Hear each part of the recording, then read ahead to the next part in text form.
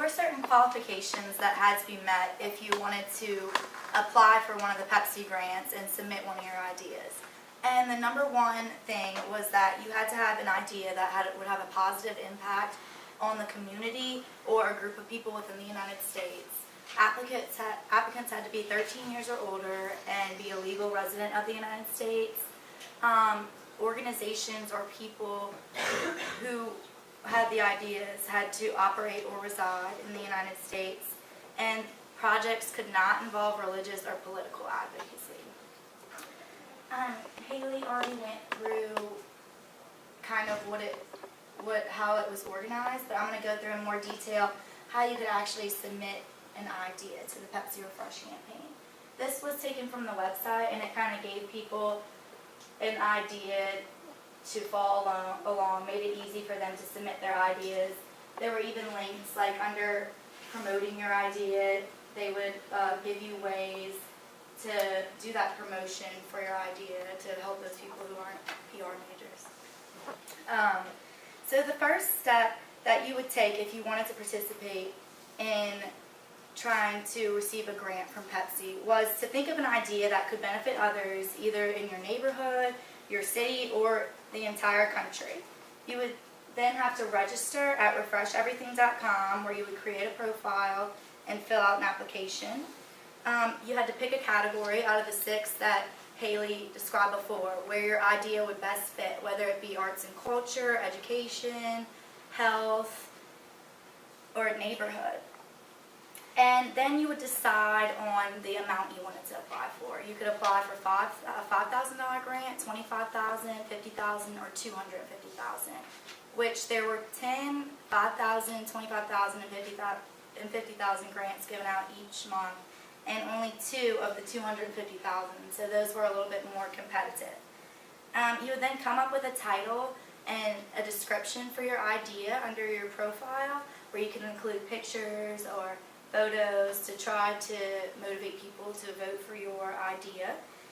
Then you would submit your idea, and the submissions were taken on the 1st of every month throughout 2010, and they ended either when Pepsi received 1,000 ideas or on the 15th of each month, which, as you saw in the video we watched earlier, 1,000 ideas usually came way sooner. I think they said for the first month it was within like 2 minutes or something like that.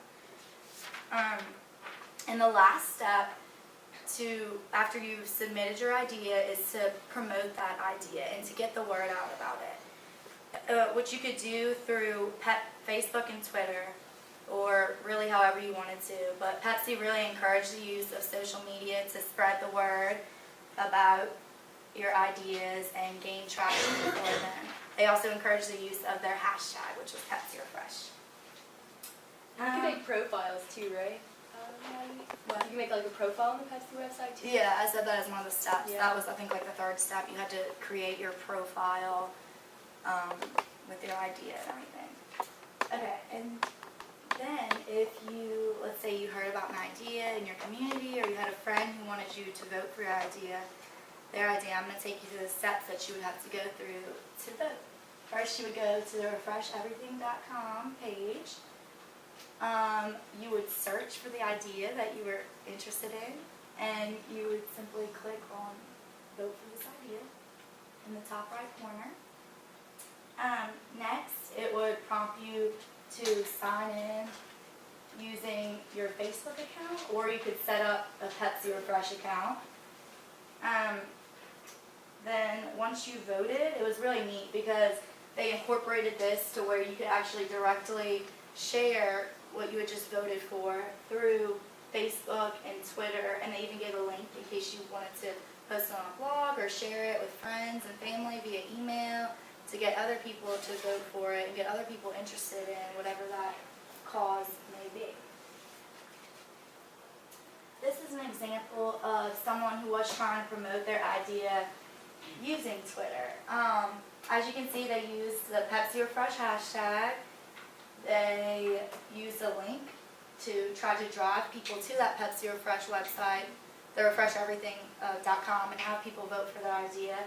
And they did something cool, which was to reach out to a celebrity, which I'm sure, as you all know, if Oprah would have taken interest in that idea, that would have been very beneficial. And remember, we for them. looked at earlier in the semester, Oprah is one of the most followed people on Twitter. She Yeah, was in, so like, I'm the top guessing that's why they 5, chose to that's tweet at Oprah their idea, but I'm sure she absolutely gets brilliant, millions yeah. of those every day. The Pepsi Refresh project was aimed mainly at U.S. millennials, Generation Y, and baby boomer men and women, primarily because in their previous research throughout the Pepsi Optimism Project, it was found that all of these groups saw positive change as one of their top priorities. Nearly 2/3 of people globally also believe that brands spend too much money on marketing and should invest more of that into good causes. Consumers also said that they will not only support brands that are supporting good causes, but they will also help promote that brand and its products. Okay. In order for the Pepsi Refresh project to do what it was designed to do, which was to fund $20 million worth of good ideas to move communities all over the United States in a positive direction, they had to set some definitive goals before they could put it into action. These goals were that they, first off, wanted to raise awareness and interest in the project and wanted to position Pepsi as the optimistic catalyst for idea creation. They also needed to keep their message the same across all mediums. They wanted to generate a media buzz throughout national, local, and online media. And most of all, they aimed to call people to action and really drive people to refresheverything.com to submit their ideas and to vote on the ideas of others. As you can see here, they did do a pretty good job of creating a media buzz.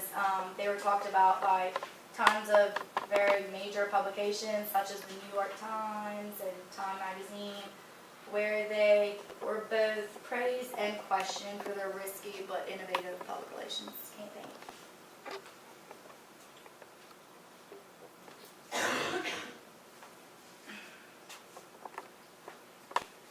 The next thing was the strategy. Pepsi hired Edelman and Weber Shandwick to position Pepsi as the motivator for these great ideas. So Pepsi, they didn't want to be, as Haley said, most ideas come from the average American, so they wanted to motivate these ideas to do good in society. They aimed to inform society of Pepsi's deviation from their normal Super Bowl ads to giving their money away to good causes. And they also wanted to encourage people to vote on Refresh Everything and create online engagement through Facebook and Twitter.